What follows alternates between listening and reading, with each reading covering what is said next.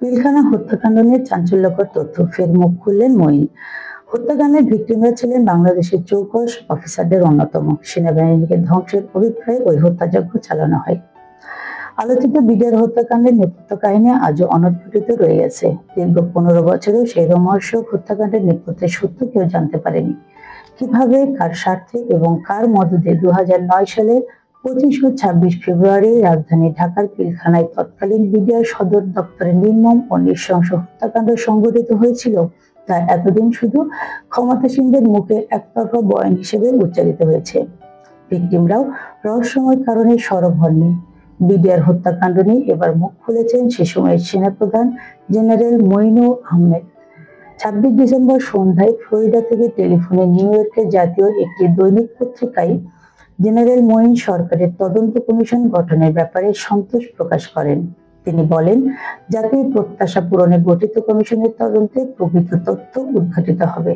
কারণ এই হত্যাকাণ্ডের ভিকটিমরা ছিলেন বাংলাদেশের চৌকস অফিসারদের অন্যতম। বাংলাদেশের সেনাবাহিনীকে ধ্বংসের অভিপ্রায়ে ওই হত্যাযজ্ঞ চালানো হয়েছিল। উল্লেখ্য, অন্তর্বর্তী সরকার বিডিআর হত্যাকাণ্ডের তদন্তে একটি কমিশন গঠন করেছে। সেই কমিশনের প্রথম বৈঠক শেষে কমিশনের প্রধান এএলএম ফজলুর রহমান গণমাধ্যমে বলেছেন, হত্যাকাণ্ডের নেপথ্যে দেশি বিদেশি ষড়যন্ত্র যদি থেকে থাকে তা চিহ্নিত করে জাতির সামনে উপস্থাপন করা হবে।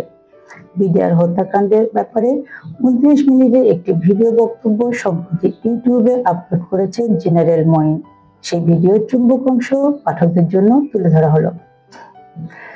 জেনারেল অবসরপ্রাপ্ত মঈন ও আহমেদ বলেছেন, তখন সেনাবাহিনী কি ভূমিকা নিয়েছিল এবং ঘটনা কি ছিল সে সম্পর্কে মানুষের জানা উচিত।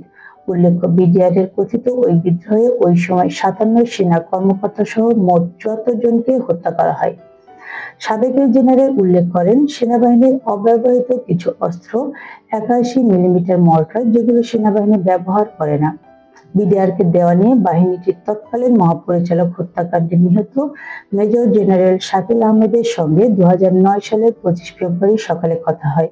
তিনি অস্ত্রগুলো নিতে রাজি হন। তখন পর্যন্ত বিদ্রোহ সম্পর্কে তিনি কিছুই জানতেন না বলেই সাবেক সেনাপ্রধানের বিশ্বাস। একটি বৈঠকে থাকার সময় ওই দিন সকাল ৯:৩০টার দিকে আমার প্রিন্সিপাল সেক্রেটারি কর্নেল ফিরোজ সভাকক্ষে প্রবেশ করেন এবং আমাকে কানে কানে বলেন, স্যার, পিলখানায় গন্ডগোল হচ্ছে, আপনার দিক নির্দেশনা প্রয়োজন। মঈন আহমেদ বলেন, তখনই সভা স্থগিত করে সহকর্মীদের সঙ্গে নিয়ে আমার অফিসে এলাম। তৎকালীন প্রধানমন্ত্রী ও বিডিআর এর ডিজির সঙ্গে যোগাযোগের চেষ্টা করি। এডিসি ক্যাপ্টেন জুনায়েদকে নির্দেশ দিই টেলিফোনে যুক্ত করার জন্য। তাদের তাৎক্ষণিকভাবে সংযোগ পাওয়া সম্ভব হয়নি। সামরিক গোয়েন্দারা তখন পরিস্থিতি সম্পর্কে জানান। পরিস্থিতির ভয়াবহতা উপলব্ধি করে সময় বাঁচাতে কারো নির্দেশ ছাড়াই সেনাবাহিনীর ৪৬ ইন্ডিপেন্ডেন্ট পদাতিক ব্রিগেডকে অপারেশনের জন্য প্রস্তুত হতে নির্দেশ দেয়।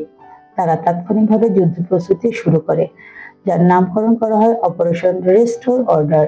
গৃহীত পদক্ষেপ সম্পর্কে পিএসও-এফডি জেনারেল মোবিনকে অবহিত করি। সকাল ৯:৪৭ বিডিআর এর ডিজিকে ফোনে পাওয়া গেল। আমি ওনাকে বললাম, কি হয়েছে।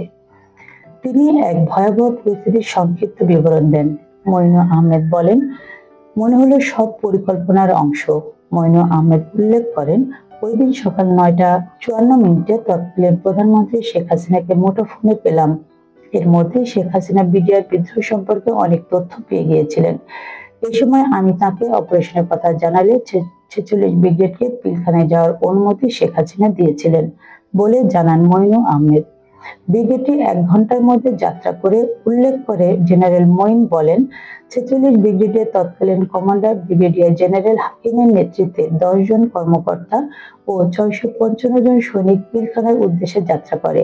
সকাল ১০:৩০টায় ব্রিগেডের অগ্রবর্তী দল জাহাঙ্গীর গেট অতিক্রম করে। ওদিকে বিদ্রোহীরা বিডিআর গেটগুলোর সামনে আক্রমণ প্রতিহত করতে বিভিন্ন ভারী অস্ত্র মোতায়েন করে বলে উল্লেখ করেন মঈন আহমেদ। সাবেক সেনাপ্রধান বলেন, আমার নির্দেশ অনুযায়ী ১০:৩৫ দিকে আমার অফিস থেকে বিডিআর এর মহাপরিচালকের সঙ্গে যোগাযোগ করার চেষ্টা করা হয়, তবে তা সম্ভব হয়নি। হয়তো এর আগেই তাকে হত্যা করা হয়েছিল। তৎকালীন লেফটেন্যান্ট কর্নেল শামসের ধারণা অনুযায়ী ১০:৩০ থেকে ১১টার মধ্যে বেশিরভাগ অফিসারকে গুলি করে হত্যা করা হয়। সেনাবাহিনী ব্রিগেড পৌঁছায় ১১টার পর। তার মানে আমরা পৌঁছানোর আগেই বেশিরভাগ হত্যাকাণ্ড ওরা করে ফেলেছে।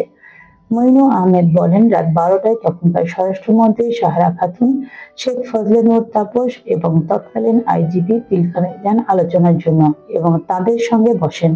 এক পর্যায়ে বিদ্রোহীরা কিছু অস্ত্র সমর্পণ করে এবং 8টি পরিবারকে মুক্তি দেয়। এর মধ্যে শুধু 3টি পরিবার ছিল সেনা অফিসারদের, 5টি ছিল ডিএডি ফ্যামিলি। সাহারা খাতুন জানতেন অফিসার এবং পরিবারের সদস্যদের কোয়ার্টার গার্ডে বন্দী করে রাখা হয়েছে, কিন্তু তিনি তাদের মুক্তির ব্যাপারে উদ্যোগ নেননি, খোঁজ খবরও নেননি। ওই 8টি পরিবার নিয়ে তিনি পিলখানা থেকে বের হয়ে আসেন। পরদিন 26 ফেব্রুয়ারি আবার গোলাগুলি শুরু করে বিদ্রোহীরা। সাবেক প্রধানমন্ত্রী শেখ হাসিনা সকাল 10:30টায় তাকে ডেকে নেন, জানিয়ে মইনু আহমেদ বলেন, তাকে জানানো হয় বিদ্রোহীরা আত্মসমর্পণ না করলে সামরিক অভিযান পরিচালনা করা হবে। সেনাবাহিনীর প্রস্তুতি ও ট্যাঙ্ক আসার কথা শুনে বিদ্রোহীরা কোনো শর্ত ছাড়া আত্মসমর্পণে রাজি হয়। শেখ হাসিনা বেলা 2টায় জাতির উদ্দেশ্যে ভাষণ দিয়ে বিদ্রোহীদের আত্মসমর্পণের সময়সীমা বেঁধে দেন। ওই পরামর্শ মইনু আহমেদ দিয়েছিলেন।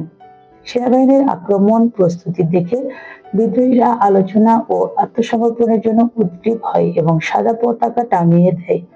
রাতে সাবেক স্বরাষ্ট্রমন্ত্রীর নেতৃত্বে একটি দল পিলখানায় প্রবেশ করে এবং বিদ্রোহীরা আত্মসমর্পণ করে। এর মাধ্যমে অবসান হয় 33 ঘন্টা বিদ্রোহের।